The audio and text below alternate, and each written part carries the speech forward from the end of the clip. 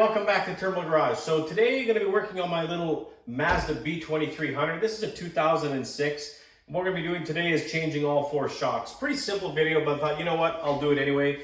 There's actually going to be a few things I'm going to be doing videos on this truck. I'm going to do shocks in this one, a fuel filter in another, and also I'm going to be changing the motor mounts. But for this video, we're going to be focusing in on the shocks. It's got 125,000 kilometers roughly. Being in 2006, I think they're probably original shocks, and this thing it's terrible over bumps. It just, the axles bounce and everything, so it's time to replace them. So yeah, let's just get right to it. I've already got the shocks to come in, so let's get this thing up in the air and see what we got to do. One thing I forgot to mention, this should be the same for a Ford Ranger, and probably the 4-cylinder, the 3-liter V6, or the 4-liter V6. They should all be the same. I'm doing both at the same time because I'm going to be rotating my tires left or front to back.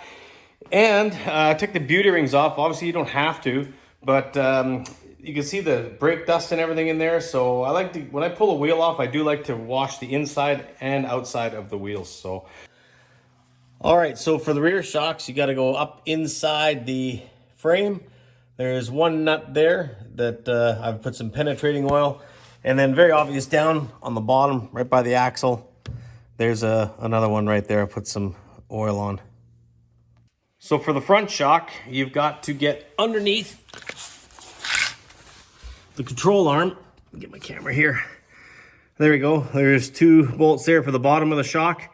Put some penetrating oil on that. And then the other one, the top of the shock is hidden behind this splash shield here, so we'll just pop those little plastic clips out and get to the top there.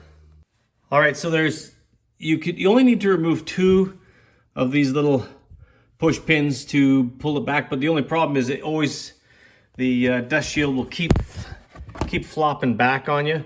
So pull the 3rd one out and then it'll lay down out of your way.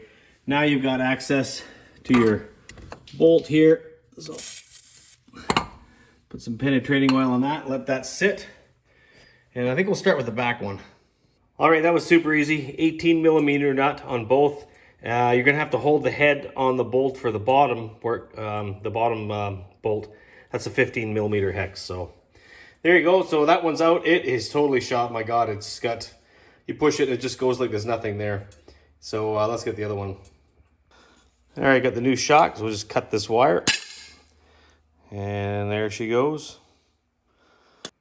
So before you install it, it's a good idea to put some white lithium grease in there. That'll just keep from any squeaking. So it's very easy to put this on. I'm not going to show it. You just slide this on, put the nut on, and then put the bolt in the bottom. Pretty simple. So as you know, the back ones are easy. This makes up for it. The front ones are not. These shocks are very rusted. I think these actually are aftermarket, and it's a 15mm nut. And the whole thing is gonna turn, which is gonna be a pain because this has just got a little flat for a tiny little screwdriver, like maybe an 8mm on there to hold this from spinning. So I've never had much luck with that.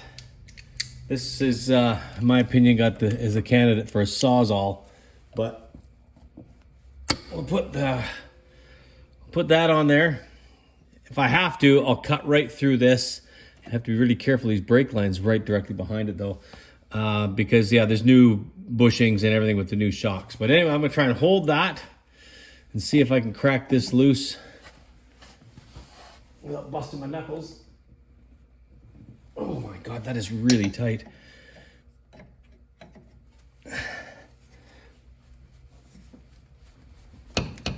Oh, there, it's moving a little bit. Wow, I can't believe how tight that is.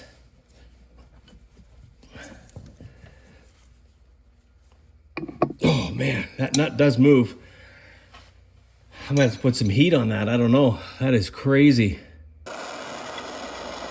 So I decided I'm going to throw a little bit of heat on here. See if I can get this thing to move. Just got to be really careful. You don't want to hit those brake lines or any of the plastic that's there.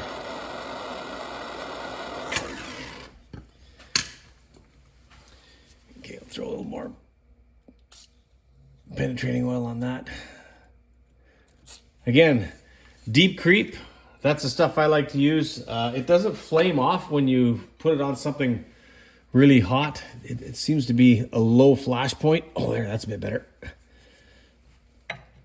I'm not sponsored by them, but hey, it'd be nice if they came on board Turnbull's Garage. All right, so this, I've put some heat on it, and I can get about a full turn, and then put more heat on, get about another full turn, and I'm done playing with the kid gloves. Time to get the angle grinder out, and I'm just gonna cut right through here. Cut that nut off. Now what I've got is a jack underneath supporting it, so because when this is kind of holding the lower control arm, so you don't want to support that, but this is what I'm gonna do right now is cut this off.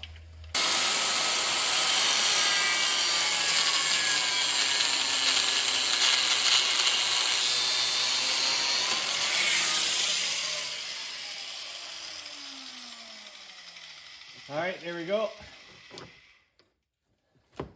Little bastard. That should all come off of here now.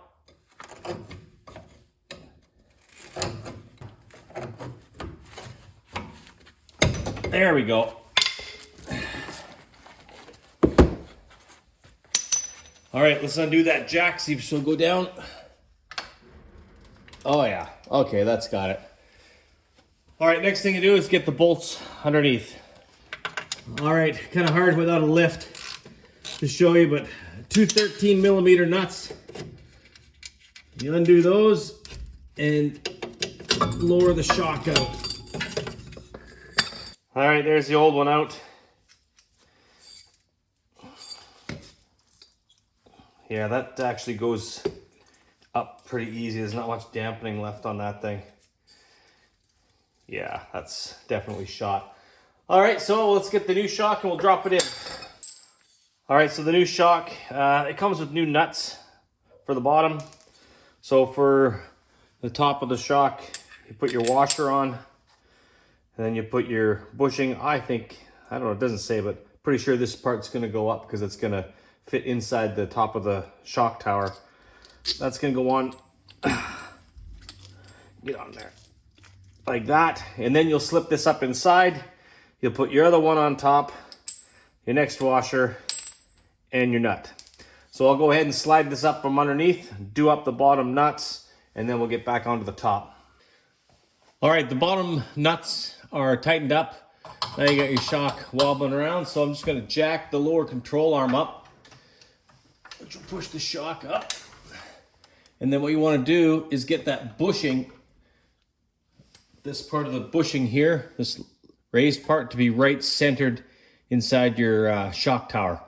Looks like it is. Yeah. So now all you do is put your top one on, your washer, and I was mistaken. There's two nuts here, but these are actually your one nut to go tighten up your shock, and then a jam nut to lock it. You reuse the existing nuts for the bottom of the shock. So anyway, put this on here.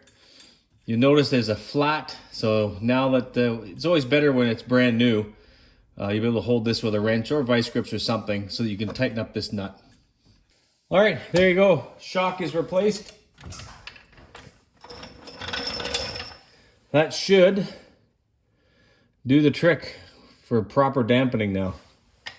All right, the last thing to do, really, go ahead and put our splash shield in.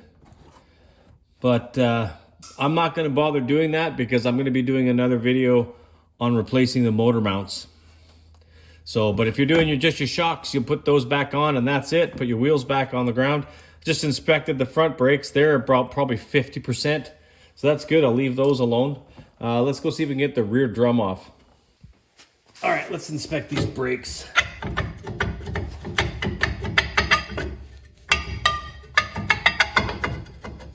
Well, that wasn't too bad.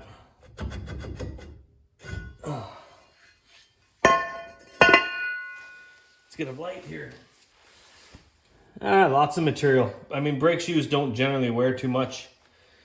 Everything looks good in here. The rear seal, axle seal's not leaking. The wheel cylinder's not leaking. I'm happy with that. All right, so that's got the front and rear shock done on the driver's side. I'm gonna work on this side now, but of course it's the same on the other side. So that's gonna pretty much do it for this video. I hope you learned something. It's pretty easy to do these shocks typically. That front one was a bit of a pain because that bolt was completely seized up, so I had to cut it off with a grinder, but after that it was pretty simple. So anyway, thoughts and comments down below, and hey, if you haven't subscribed already, think about doing so. I got a few more videos coming up in this truck and a lot of other videos coming this summer too. So yeah, thanks a lot for watching and have yourself a great day.